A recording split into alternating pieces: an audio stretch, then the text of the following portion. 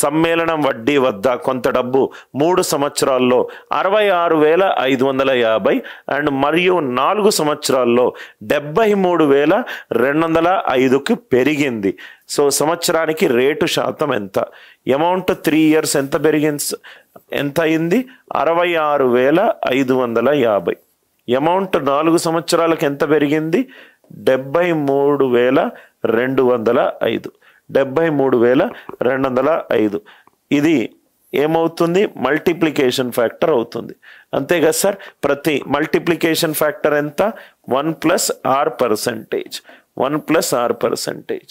నవ్వు ఇక్కడ చూడండి సార్, కొంచెం క్వశ్చన్ చూడంగానే నాకు 2 ఐడియాలు వచ్చాయి sir. 73,205 is 66,550 into multiplication factor. ఇక్కడ right most non zero digit ఎంత?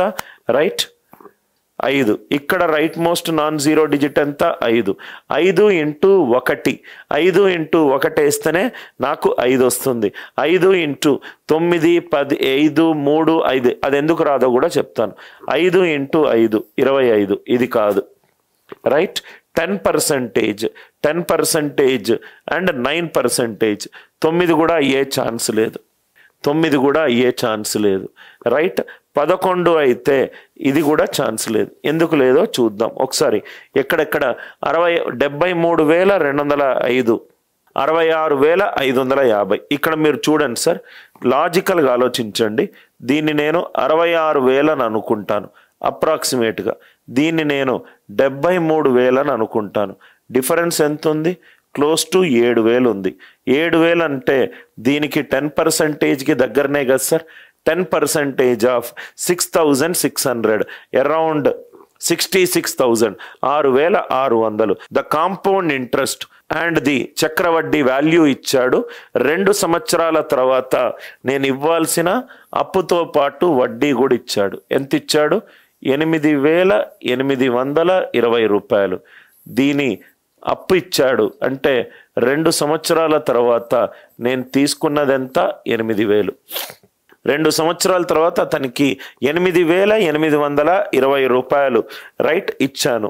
దాంట్లో 820 రూపాయలు చక్రవడ్డీ ఉంది. అంటే నేను తీసుకున్న అమౌంట్ ఎంత?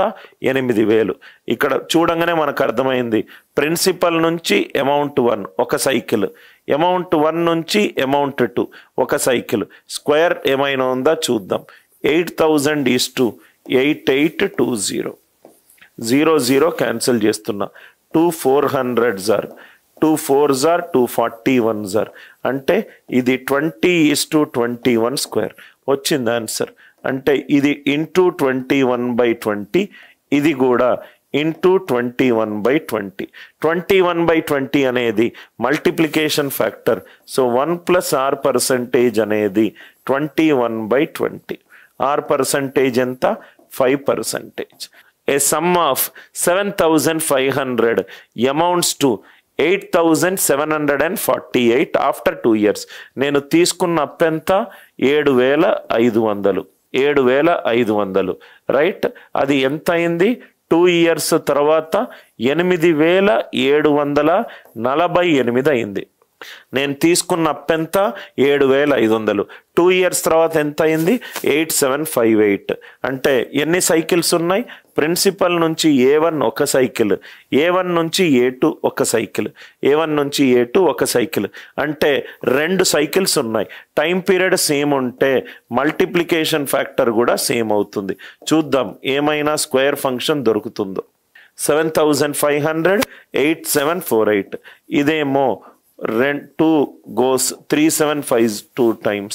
2 4s are 2,3,724 times.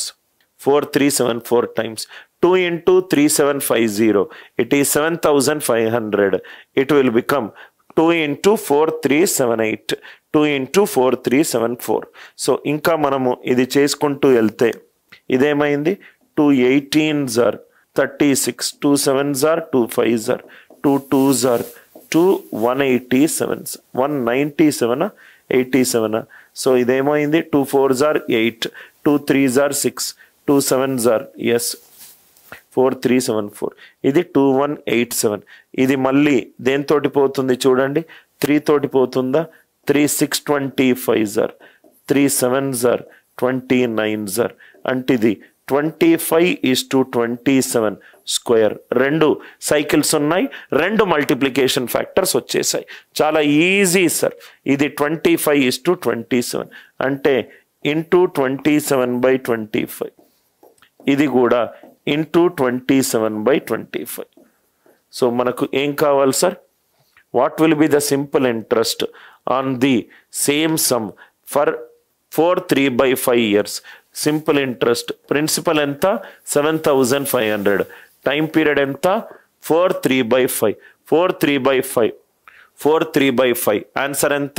4 5s are 20, 20 plus 3, 23/5. Rate of interest ఎంత? 27/25 అయితే ఎంత అవుతుంది? అది 1 + r% equivalent to 27/25. r% is 8%. అంటే 8/100. 8/100. ఇది క్యాన్సల్. మళ్ళీ ఇక్కడ చూడండి సార్, మళ్ళీ ఇక్కడ చూడండి. ఇక్కడ వరకు క్లియర్ కదా sir? Principal 7500, amount after 2 years ఎంత? 8748. 2 టైం పీరియడ్ సైకిల్స్ ఉన్నాయి అంటే 2 మల్టిప్లికేషన్ ఫ్యాక్టర్లు ఉండాలి. నాకు 2 వచ్చాయి. 25:27 స్క్వేర్ ఇంటూ 27/25 ఇంటూ 27/25. r% ఏమో 8% వచ్చింది. టైం పీరియడ్ ఎంత ఇచ్చారు? 4/3/5. 4/3/5 ఆన్సర్ ఎంత? 23/5. ఇక్కడ మీరు చూడండి సార్, 23 అనేది ప్రధాన సంఖ్య. 23 అనేది ప్రధాన సంఖ్య కాబట్టి 23 తోటి డివైడ్ అయి ఉండాలి. ఇది ఒక పద్ధతి. ఇంకో పద్ధతి ఏంటంటే 5 1s are 5 15s are. అంటే ఇది ఏమైంది? 15 × 23 × 8 అయింది. 15ని నేను ఎలా రాసుకోవచ్చు? 30/2గా రాసుకోవచ్చు. ఇంటూ 23 × 8 అయింది. అంటే 30 × 23 × 4 అయింది. 3 3 9, 9 4 36. So answer right most non zero digit ఎంత ఉండాలి? 15 నేను 30/2గా రాసుకున్నాను. 15 నేను 30/2గా రాసుకున్నాను. 30/2 into 23 × 8. 2 1s are 2 4s are 30 × 23 × 4. ఇదెంత? Right most 3. ఇదెంత? 3. ఇదెంత? 4. 3 3 ఎంత? 9. 9 4 ఎంత? 36. ఆన్సర్ 2760.